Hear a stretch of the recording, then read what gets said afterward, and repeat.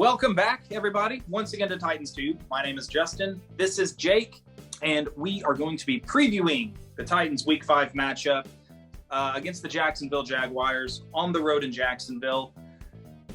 Jake, where to start, man? Yeah, I feel a little underprepared. I feel like, I'm going to be honest, I have not paid any attention to football news or Titans news because I am just still so mad about last Sunday. And it just makes me mad. It's not good for my health. Anytime I think about the Titans or see a tweet that has the word Titans in it, I immediately drop the phone and go find something else to do to distract myself. It was just that disappointing, man. And we might miss some stuff. This might be kind of a bare bones preview, but we're going to do the best we can. Just stick with us. This is a key AFC South matchup to get the Titans back on the right track for this brutal stretch coming up. As far as Titans news goes, the only thing I know is that I looked at the injury report, and I'm pretty sure they are going to have to fund and build a new hospital to take care of all these injured Titans players, Jake. Good Lord. We're wasting, good paper probably. Well, it's digital text, but that's so many names. That's the entire team on the injury report. You're going to run out of printer ink, if they actually do print it out. It's just going to have to be on 11 by 17. It was comical almost to see the Titans Excel chart like this long, and then the Jags was like 3 players long. Normal amount. What the hell? Yeah. You got to think, don't overreact to that. It's got to be more or less a rest day. We do have guys banged up, but we're not at risk of nearly, not even half, or maybe even a third of the names on that page missing this game. But we'll see. As far as the Jags goes, and if we're going to stay on this injury thing real quick, they did lose DJ Chark, number 1 receiver, for the year in that Thursday night game against Cincinnati. And they lost A.J. Cann, starting guard for them on the offensive line. I'm not sure if that's a season ender, but he's definitely missing this game. He was put on IR. Speaking of Jags losing things, Urban Meyer is losing the respect of the Jags players. That he is. In the locker room, much publicized story of him in Columbus, not traveling back with the team. What a terrible look that is. We don't have to dwell on that too much, but it's just an 0-4 Jags team and just reinforces the Titans can't drop this game. All the distractions, the 0-4 Jags, again, haven't won a game yet. But like I said, I have here, Jake, this is lining up nicely for the Titans to drop yet again one of the more embarrassing losses in the NFL this year. And on top of that, they traded their number 1 draft pick of last year or 2 years ago, C.J. Henderson, to the Panthers. Who's left on the Jags team? Well, they do have some players, and we'll get to that. Yeah. And honestly, we can't be sleeping on these Jags. I mean, no. They seem, even though they haven't won a game, they are improving, Jake, on a week-to-week basis. We said in our picks video, they were leading at halftime against Arizona, the last undefeated team in the NFL. They had shut out the Bengals in the first half of the Thursday night game, then gave up that lead, obviously, in the second half. And they also have had extra days of rest, obviously, playing on Thursday nights. And I think, this team's going to be motivated still. I wouldn't, place all of our marbles into, it's a distraction, Urban Meyer, they haven't won a game, that. They're playing pretty good football. They're getting better is the thing. I mean, they didn't look good losing to Houston opening week of the season, but they're looking more competent. There's Trevor Lawrence, especially, is starting to kind of rein it in and play more controlled and more, smart, good quarterback, and has made throws that you would expect a number 1 overall pick quarterback to make. So I almost see this as a must win for the Titans. So I don't know about you, Jake, but if you want to take it away, we can start with these matchup categories here. What do you see on the Titans offensive side of the ball passing against this Jags secondary? Who is it? Where are they? Who are these Jags in the secondary?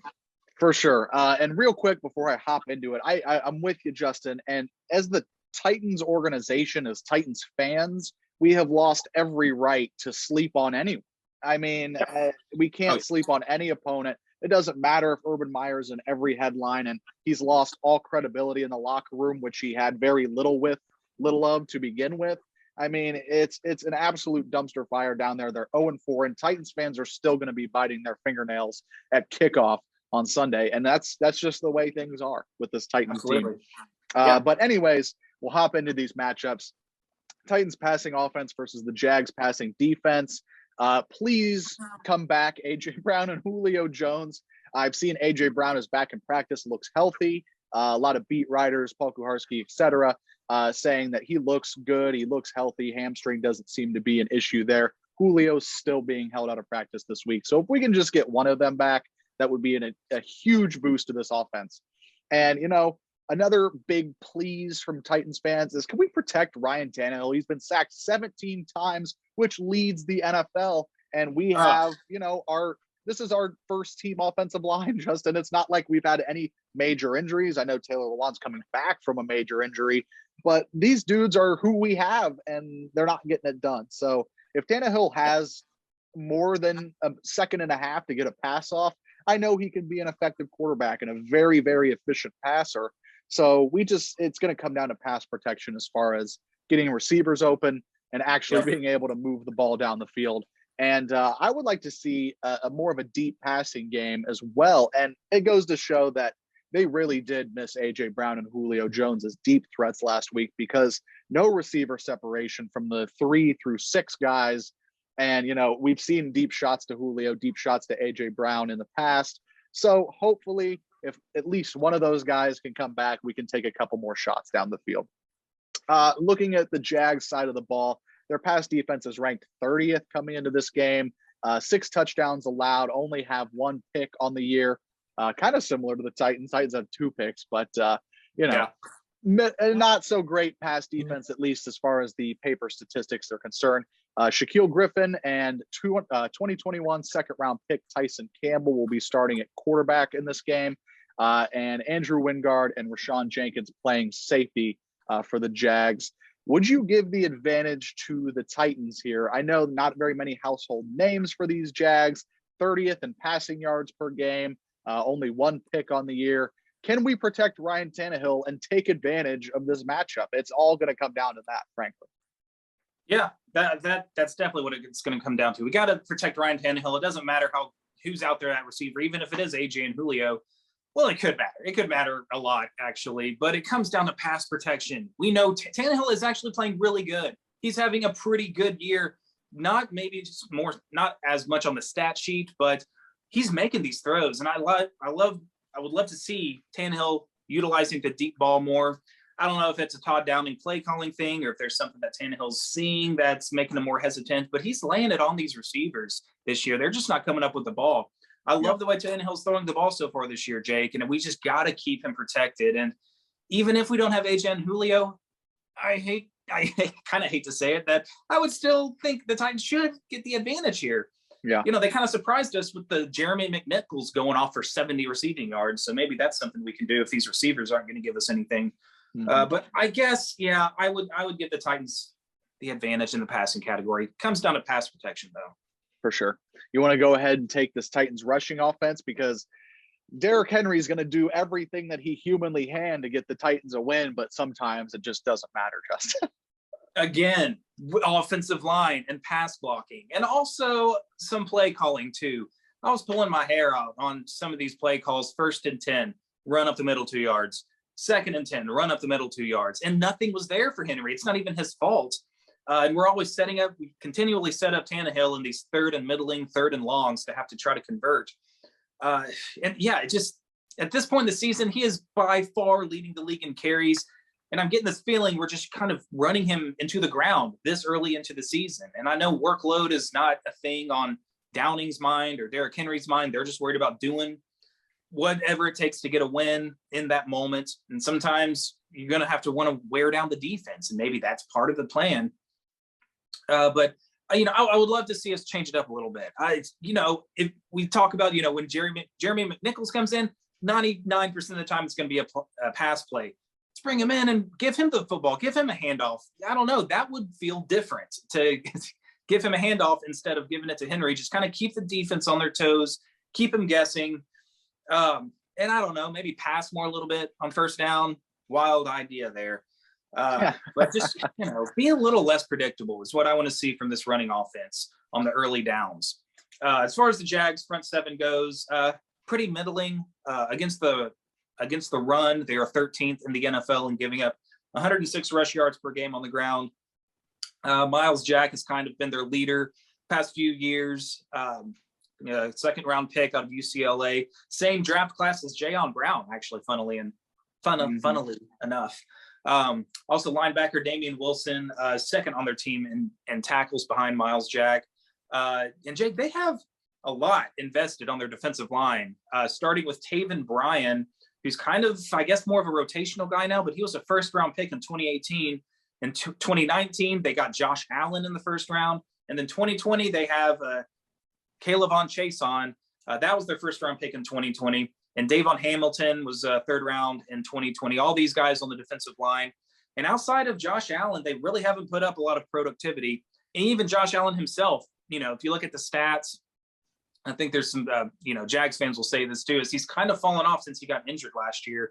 He does have 2 sacks on the season this year, but he disappears at times for the Jacksonville defense. So, they have talent. They have a lot of value up on that defensive line. So, still with their lack of production, the defense on paper doesn't really blow you away, but yet they've still done good things. When you look at, shutting out, as I said before, the Bengals last week, only allowing a high-flying Cardinals offense 7 points in the first half. So, if the Titans can't convert in the red zone like they did last week or didn't do last week against the Jets, we're going to be in a dogfight. Again, we got to be able to convert on our drives. Don't settle for field goals. Jags are pretty tough. They've shown in the past 2 weeks in the first half on the defensive side of the football. So, I don't know. As far as running the ball goes, setting the tone, who do you think has the edge here? You got to go with Derrick Henry and the league leading by like 200 yards.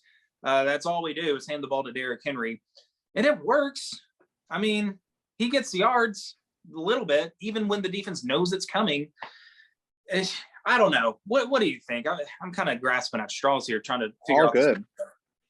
And this is one of the things I think you and I actually differ on when it comes to Titans football. I am a fan of the Derrick Henry body blows throughout the first half. And I'm with you on the point of we got to pass on first down more. It's ridiculous how often this Titans team gets the ball back, run, and we just come out swinging, and Ryan Tannehill's got to convert a 3rd and 9. I'm with you there, but I think the body blows are necessary throughout the game. If Derrick Henry's 2 yards in a cloud of dust, that's just one more time they've had to tackle Derrick Henry. And that's been the formula for the Titans' success over the past 3 years, frankly, is get Henry rolling, get the defense worn down, and then just beat him in the fourth quarter. And that method is not going to work forever, Justin. It's not going to work forever. And my heart ached for Derrick Henry last week because we put 35 touches on him. 35 times he's got to go to the ground, and for what, to have a chance to tie at the end of overtime against a worthless New York Jets team. Terrible. And because on the defensive side of the ball, when we give the Jets the ball, they have one play to Corey Davis for a touchdown, and now it's back on the field. Here we go, Derrick Henry started all over again. Here's 10 more carries on this drive to lead us down again. It's like, good Lord. Yeah. And it's a tough spot. Something to note for this game, Darren Evans designated for return off of IR. But at this point, are we done waiting around for Evans? I mean, Jeremy McNichols has come in and done everything, if not more, that you wanted Darian Evans to do. And now you're going to put this kind of hobbled guy back in his place. I mean, McNichols did enough last week to secure the job for a while, in my eyes. And he's done enough early this season to secure that spot. So definitely giving the rushing advantage to the Titans here. Can't bet against the King. He's going to get his, but at the end of the day, are the Titans going to get theirs? That's the question. It's true. I mean, Darren Evans is at least good for one rush for 4 yards, and then back on IR he goes. Yep. Mm-hmm. But yeah, I like what you said. McNichols is fine. He's done everything you would expect from Darren Evans to do in this offense. So I'm not too worried about Darren Evans coming in and making an impact, that much more of an impact than Jeremy McNichols would. Just sucks that we used a 3rd rounder on this guy. So, yeah, if we can get some more explosion out of that backup running back position, let's give him yet another shot, and hopefully he stays healthy. For sure. So, yeah, do you want to break down the other side of the ball, the Titans passing defense versus the Jags passing offense? Yeah, Justin. And as Titans fans, I don't even know how we're supposed to feel about this secondary. 4 games into the season, they just have to stop letting up big plays. I mean, they've played honestly kind of decent through this first quarter of the season, but it's the big play that has been the absolute killer over and over and over again for this defense. Biggest reason the Jets game went the way it did is because the Titans took field goals instead of touchdowns in the red zone, and then they let them back into the game with big play after big play. Zach Wilson's all over the NFL's Instagram, pointing Corey Davis down the field and throwing up a prayer. And we have 2 guys there, Justin. They just don't make plays. Everybody aside from Christian Fulton needs to step up in this secondary and play with a little more tenacity. And, even this week, Vrabel said it's a point of emphasis to not play 15 freaking yards off your receiver, Justin. We're handing them 10 yards, and it's just really not getting it done. We've waited for that forever with Titans. Isn't that kind of the defensive coordinator or Vrabel's call too? Aren't they calling the defensive alignments? So yeah, if he's saying we can't be lining up 15 yards off the ball, that's your call. That's you. Vrabel, yeah. I don't know. So that's interesting. Hopefully, we play a little closer, play a little more aggressively up at the line of scrimmage. For sure. And another thing to keep an eye on with somebody coming back, Caleb Farley possibly making a debut of sorts. I know he played a few snaps in that Arizona opener, but we have not seen him since. We haven't really seen him play a full game, frankly, yet. But he's fully practicing this week, so something to keep an eye on. Caleb Farley getting back in the mix. And we just got to be better at rushing the passer. Bud Dupree came out and said it yesterday or today, that he rushed back from the ACL great, so he was not ready to play in that Arizona game, and we haven't seen him since either. So wouldn't expect to see Bud Dupree this week, but we just got to get to the passer and fluster a rookie quarterback in Trevor Lawrence. Looking at Trevor Lawrence and the Jags passing offense, if Zach Wilson can beat us with the Jets offense, Trevor Lawrence can damn well beat us with the Jags offense. I mean, and that's something to look at. The stat has been thrown around this week. Mike Vrabel 0-4 against rookie quarterbacks. Josh Allen when he was a rookie with the Bills. Gardner Minshew with the Jags. Good Lord. And then I can't remember the other 2, but that's Joe Burrow. And, last Zach year. Wilson. There you go. 0-4. Thank you for the other 2 quarterbacks. But that is kind of shameful for a defensive-minded head coach. And people have been bringing it up to me. Isn't Vrabel a defense guy? No, he's not. He's not. If you look at the defenses he coordinated in Houston, they were all terrible. And if you look at the defense he's brought to the table after Dean Pease has left, they're not very good, Justin. So I wouldn't even call Mike Vrabel a defensive-minded head coach. He's more of a leader of men head coach, and that's pretty much what he has. Motivator, motivator behind the day-to-day operations, getting a team ready, just like a Mike Tomlin version of a head coach, I think. Yeah, for sure. But we'll see. We'll see if Mike Vrabel can get off the schneid with rookie quarterbacks. Didn't think we'd have to say that this week. But Trevor Lawrence coming into this one, 5 touchdowns to 7 picks. Not a great ratio 4 games into the season. But, he's kind of started to put some more zip on the ball, play more controlled, like you said. So if he gets settled down and, this Jags offensive line can keep him protected. He's only been sacked 6 times, 5th fewest in the NFL. There's no reason Trevor Lawrence can't go toe-to-toe with the Titans on Sunday. You alluded to it at the top. No DJ Chark. That's a huge blow to at least this wide receiving core. So that leaves Marvin Jones Jr. and Laviska Shenault as the 2 main receivers to watch out for. Both of them not slouches, Justin. I think they're both very serviceable guys in the league. And then also watch out for James Robinson to catch the ball out of the backfield. Here, it's really tough to say. I'm going to say a push, frankly. I don't see any reason that this Jags offense can't move the ball down the field against this Titans defense, especially if they let up the big play. Yeah, I mean, I'm thinking about, how do the Jets wide receivers kind of, with Corey Davis, Jamison Crowder coming back, Berrios and Mims. There's a third one in there that I'm forgetting about, but that's pretty comparable. I mean, I'm a little biased. I've always kind of been a Corey Davis fan. I think he's a better receiver than Marvin Jones Jr. and Laviska Shenault as of today. So, yeah, and we struggled to cover the deep ball against those guys. So, yeah, I would also agree. This has got to be a push, And we gotta show that we know and can defend the deep ball. I mean, isn't that kind of Kevin Byard's territory? I don't exactly know what his defensive responsibilities are on any I don't given think play. the Titans defense knows what their responsibilities are, period. Frankly, we don't know. They don't know. Shane Bowen sure as hell doesn't know. And Mike Vrabel, where's he been? He's 15 yards off of the sidelines coaching. That's where he is. Yes.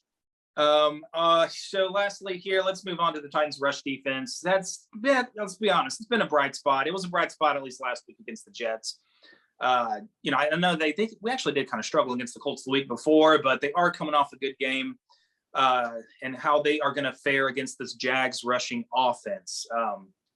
Now, after 4 games, though, the Titans rank 8th in the NFL against the run and rush yards allowed per game.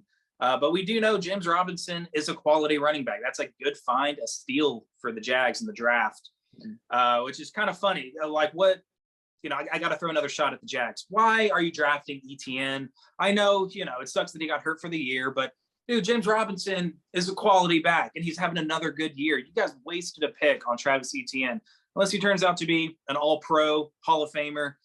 That was like, it's almost like a Leonard Fournette pick. And now, Leonard Fournette is playing even better now that he's not on the Jags. So maybe that's what ETN needs to do, is get off that team. Anyway, had to throw another shot at the division rival. But James Robinson, he had a good game last year. I know in the first game when they went toe-to-toe with the Titans, I think it was week 2 last year, that was like a James Robinson coming out party, I feel like. And he did some serious damage. Probably we ended up winning the second game pretty big, so he had less of an impact in that one. But he's proven that this guy can play. We absolutely need to be ready to continue our success on the defensive front when the Jags run the ball. So far, numbers, he's got Robinson has 238 yards on the ground, 4.9 yards to carry. Very impressive, with 2 rushing touchdowns. And Carlos Hyde, I think, is expected to make a return. He'll be somewhat in the mix for touches, I'm assuming, but it's mostly going to be the James Robinson show. So despite that, I think the Titans should get a slight edge here. Like we said, AJ McCann, starting guard. Don't know how good he is, if he's one of their better offensive linemen or one of the weak parts, but he's a starter for him, and so that's going to be a blow to that offensive line. I would maybe give the slight edge given the injury there and the Titans' success last week. I think the Titans could have a slight edge in shutting down James Robinson. I'm with you. I'll give us the slight edge here. I know we've been kind of Debbie Downers here on the Titans, just we're going to give them the advantage, but who knows? And that's kind of how the attitude's been all week. I mean, it's tough losing to the Jets in overtime, you guys. I mean, I don't know. We get viewers from a lot of different fans, but tough to experience the hurt that we've gotten. But Harold Landry is somebody who has really, really, really shined for this Titans team early. He's in a contract year and he's damn well playing like it. And he's looking to get paid, and he's showing up big time in run defense and rushing the passer. So if Harold Landry can continue to play well, and Danico Autry also playing really well on the defensive line, I think we can at least tamper this Jags rushing offense. I'm with you. Moving to special teams, our favorite subject of the week. Justin, Randy Bullock, 3 of 4 last week, but misses the game-tying attempt from 48, I believe. I don't even know where you're at on Randy Bullock. I don't know where I'm at on Randy Bullock. I misspoke last week that we shouldn't kick a field goal over 40 yards. He knocked 2 in pretty convincingly from in between 40 and 45, but then the 48 to tie the game was not even close, way off. So I don't know where we are as that's you're thinking about the trap game. But 3 of 4 last week, Randy Bullock. I don't know what you do with this Titans special teams. What's Kern's status? I don't think he practiced on Wednesday. Not looking good. So look for Johnny Townsend to kick a 14-yarder this week. We'll see if he can improve on the 12-yarder he booted last week. Looking at the Jags special teams, Josh Lambo and Matthew Wright are kind of competing for kicker duties per Urban Meyer. What does Urban Meyer know about anything, frankly? So they're trying to take the shine off of the Titans special teams issues by having some of their own. And longtime punter Logan Cook for the Jags will be suiting up there. Advantage, I'll say a push because they're having a kicking competition 5 weeks into the season. Who knows? And we've had a kicking competition for like 2.5 years now. We can't pick a kicker worth anything. You know what? Let's just give it to the Jags because we can't even count on our own team, Justin. Yeah, with the backup punter punting 12 yards, and then Randy. Yeah, it started strong, like you said, and then that was a bad miss. It wasn't even close from 49. So still don't know what you're going to get from Randy on any given kick.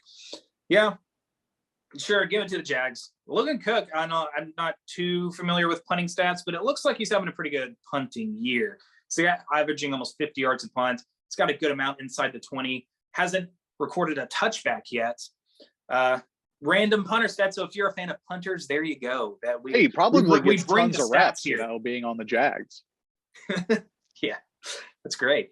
Jake, so to wrap this thing up, what's going to be the key for the Titans to win? I was so off in the key last week. I said, take care of the ball. Titans, don't beat yourselves, and we should win. We took care of the ball. We did commit some penalties, but the Jets just straight up beat us. And I don't know. I don't even know what my key is going to be this week. So what's yours going to be? My key to this game is going to be what I was screaming at my television during the first quarter of the Jets game, and it's put the freaking ball in the end zone, Justin. I'm tired of these red zone struggles from this team that has been so good in the Tannehill era in the red zone. We've been in the top 3 in red zone touchdown percentage since Tannehill took over, and all of a sudden the lights have gone out and we can't put the ball in the end zone. It's frustrating, and it's the reason we lost that Jets game. It should have been at least 17-0 instead of 9-0 early in that game, and it should have been a runaway train. So if the Titans can put the ball in the end zone here and just take care of freaking business, we will get the win. It's 0-4 Jags team. These players are not playing for Urban Meyer. I can guarantee you that. Zero credibility there, and they'll probably try and throw the game on purpose to get him fired. We're in that territory, Justin. And if the Titans lose to this Jags team, we might have to take an emotional mental health week next week. No Titans tube for the next month. And I don't even know what we're going to do with ourselves if the Titans drop this game. I got the Titans winning in this game 27-20, a touchdown game. All right. I'll take it. I'll take a point. I'll take a half-point win. I'll take 2-0. Jeff Simmons, Harold Landry, get a safety, and let's just call it a game from there. 2-0. That would be very good Lord. I mean, yeah, I think your key is spot on. We've got to be better in the red zone. We need to build a lead early, kind of take the wind out of the Jag sails. I mean, I could think of anything, lots of things. Don't give up a big play, and I like our chances. Don't give up a 60, 50-yard chunk play. Be better in that territory. Get to Trevor Lawrence. We sacked Zach Wilson, who was leading the NFL in time sacked last year until Tannehill got sacked 7 times and now has the top spot by 1 sack over Zach Wilson. How does our defense not get to Zach Wilson? Our pass rush has improved, but anyway, I could say get to Trevor Lawrence more, harass him, get in his head a little bit. Throw him off his game. Rookie quarterback, who's our Achilles heel so far in the Mike Vrabel era. I could say take care of the ball. That didn't matter last week. We still got beat straight up. I'm just going to steal yours. Just when we get in the red zone, convert to touchdowns. Don't rely on Randy Bullock to keep you in this game against a lesser opponent. Yep. Take our business offense. We could sure use AJ or Julio to throw the deep ball. That's for damn sure. Man, throw a few deep balls to AJ or Julio. Get them out there on half a leg, dealing with a hamstring. I don't care. I like him out there. That makes me feel better about the offense. Strike some fear into the eyes and minds of the young Jaguars secondary. So yeah, that's it. I guess I'll take a Titans win, 24-19. The kicking issues are gonna miss some kicks, I guess. Or make some. Who knows? Yeah, however you get to 19 points, that's what the Jags are going to do, and the Titans 24. All right, that's all I got, Jake. I'm just ready to get a win and feel better about this football team, man. I'm down. This is the worst week of Titans football in a long time. In a very, very long time, Justin. I said it in the recap. Haven't felt so down and out about this football team in a very, very long time, since maybe the 2-14, 3-13 years. It's been a tough pill to swallow watching Randy Bullock miss the game tying, not the game winning, Justin, the game tying. And that, I think, is what makes all the difference. Anyways, put that game away, bury the football, throw away the tape. Let's go to Jacksonville, get a divisional win, get another leg up in this division so we can just forget about it and limp into the playoffs at 9-8, excuse me. Forget all about this. Let's get right and get hot at the right time later in the season. Don't believe in the Colts. Don't believe in the Texans. And we're not believing in the Jags this week. Let's go to Jacksonville, get a dub, tighten up. Ooh, I love the impassioned speech. I'm ready now. I am feeling better and optimistic. Let's go. Let's get this done. Let's move to 3-2. I'm loving it. You guys tighten up, like, comment, subscribe, all that jazz. We'll see you hopefully for a winning recap edition on Sunday or Monday. So let's get it done. Good deal. All right, take it easy. Y'all have a great football weekend.